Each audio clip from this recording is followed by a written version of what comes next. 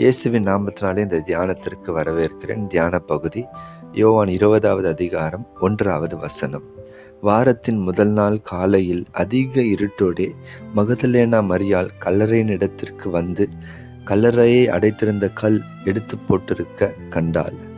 இயேசுவை முதல்ல பார்க்க வந்த ஒரு ஸ்திரீ, முதல்ல தரிசித்த ஒரு ஸ்திரீயும் இந்த மகதலேனா மரியாள் தான். பாருங்க, சில சுவிசேஷங்களில் மற்றவர்களை குறிப்பிட்டிருந்தாலும் யோவான் மகதலேனா மரியாளை மாத்திரம் குறிப்பிடுகிறார். ஏன் அப்படின்னா, நான் விசுவாசிக்கிறேன், யோவான் தேவனுக்கு பிரியமான ஒரு சீஷன். அதே போல் இந்த மகதலேனா மரியாளும் பார்த்தீங்கன்னா, அவங்களுடைய வாழ்க்கை ஆண்டவருக்கு ரொம்ப நேசம் மிகுந்ததாய் காணப்பட்டது. ஆண்டவர் மேலே அவங்களுக்கு ரொம்ப அதிக அன்பு.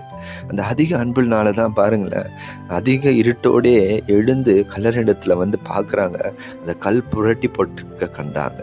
அது மாத்திரம் இல்லை, இந்த மரியாளை குறித்து நம்ம வாசிக்கும் பொழுது பார்த்தீங்க அப்படின்னா, இதே யோவான் 19வது அதிகாரத்தில் சிலுவையின் அருகில் அநேகர் இல்லைங்க. இயேசுவை எத்தனையோ பேர் பின்பற்றினாங்க, எவ்வளோ பேருக்கு ஏசப்பா நன்மை செஞ்சுருக்கிறாங்க, எவ்வளோ பேருக்கு சுகத்தை கொடுத்தாங்க. ஆனால் சிலுவையில் அருகில் நின்னதில் எண்ணிக்கை அடங்கலத்தக்க ஜனங்களே நின்றாங்க. அதில் இந்த மகதலேனா மரியாளும் ஒரு விசேஷித்தமான ஒருத்தி.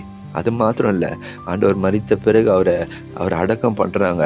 அந்த அடக்கம் பண்ண இடத்துல கூட இல்லை, அவரை வைத்த இடத்தை மகதலேனா மரியாளும் யோசேப்பின் தாயாகிய மரியாளும் பார்த்தார்கள். வேற யாரும் போகலை.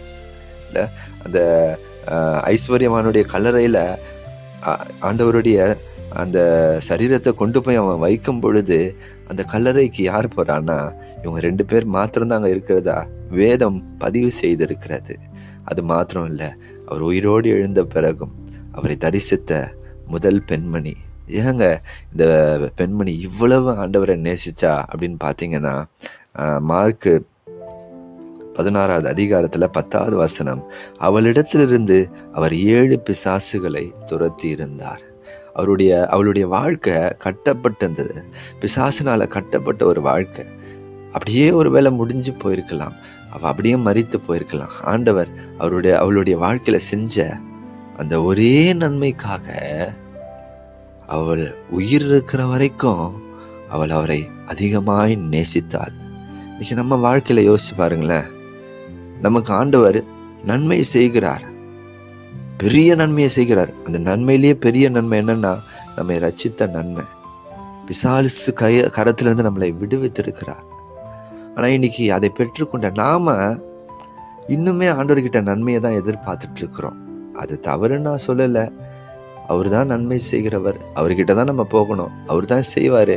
ஆனால் பிரியமானவர்கள், அதை விட ஏசப்பா உன்னை எதிர்பார்க்கிறார். என்ன அப்படின்னா, அவரிடத்துல அன்பு செலுத்த வேண்டும் என்று எதிர்பார்க்கிறார்.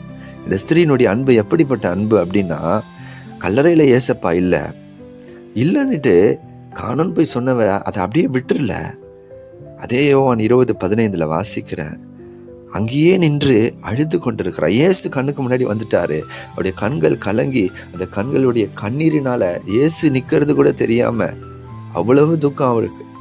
அப்போ இயேசுவை பார்த்து தோட்டக்காரன் நினைச்சு கேட்கிறா, ஐயா, நீர் அவரை எடுத்துக்கொண்டு போனதுண்டானால் அவரை வைத்த இடத்தை எனக்கு சொல்லும். இந்த காலகட்டத்தில் நம்ம எவ்வளவு நேசிக்கிறவங்களா இருந்தால் கூட இல்லை, அவன் மரித்த பிறகு இல்லை, அவங்க வந்து கேட்பாங்க, எப்போங்க பாடியை எப்போ எடுக்க போறீங்க?